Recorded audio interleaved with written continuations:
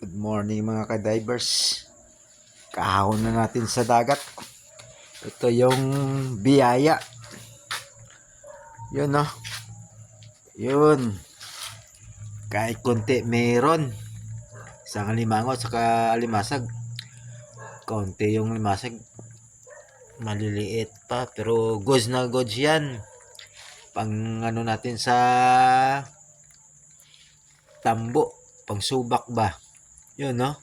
May isang pirasong alimusan, mga kalahating kilo to. Yun no, may tikiro, tsaka yun mataba yung alimusan no. Yun no. Yun, nagihilo yung ano, yung buntot, tsaka yun no, lumalabas yung lalaking alimusan to. Yun na, may limasag tayo. Kasi malinaw yung dagat. Nakaanda tayo ng isang tikiro. Isang lapu-lapu. Guys na to. Yun, may latab. Yun no. Yung asuos. Napaana din natin to. Ang tama sa buntot. Yun no. Yun ang tama sa buntot. Kahit maliit. Ano pa rin. Yung isa natamaan natin sa yan na. Natamaan natin sa naka stone shot tayo. Yan na. Stem natin yung alimasag para pagka kinabukasan fresh pa rin. Pangano natin to sa lutuin natin bukas. Tore tsaka ano, talbos ng alugbate. Sarap yun. Yung gamit natin na pana, ano, DIY na 50 cm. Mahaba to kasi.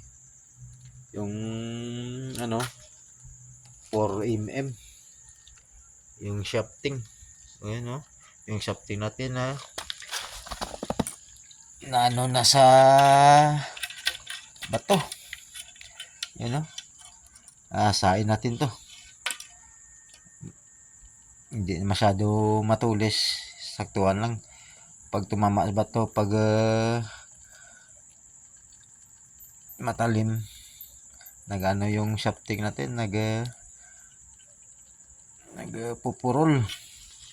Yun no, yung gamit natin na rubber, rubber 14 mm. Yun no. Yun. Bago lang tayo nakakuha, ilang buwan na lipas bago lang tayo nakakuha ng alimusan. Kalahating kilo to. Yun no. Yung body natin na spear gun, DIY lang yan. Pinulot natin sa kabilang bakod. Bakod to, ginawa nating body ng spear gun. Kasi yung kahoy original na apitong pula. Yun no. Ginawa natin ng trigger. Yun no. Trigger. Yung ano natin ginawa na natin DIY. Tsaka yung mahaba natin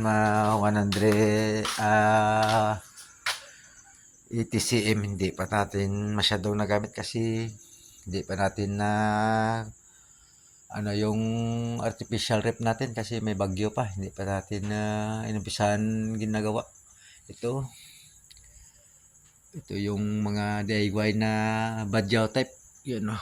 Yun yung maliliit ito 3 mm yung shafting. Yun, may 60 cm din. Ito may din kasi hindi accurate yung yung trigger. Kung tayo, natin, papalitan natin yan. May hole na to. Ito yung mahaba, 120 cm. Yung shafting naka double flapper. Yan matigas yung trigger kasi minamadali natin yung paggawa dati. Wala kasi yan, i-adjust lang natin. Yung kahoy nito mahogany, magani wood. Bukas aga pa tayo magluto. Gising tayo ng alas 4. Yung natin, yung linaga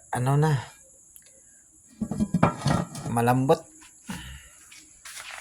Tsaka bukas tayo yung alimasag natin, lagay natin dito sa may tawuri tayo, tsaka kalabasa, tsaka may may pinangat na gabi bukas. Yun ready na bukas. Sana hindi tayo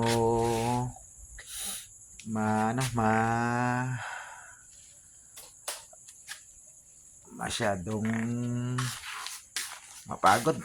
Ito ready na yung bagungon, tsaka yung talbos ng alubate, yung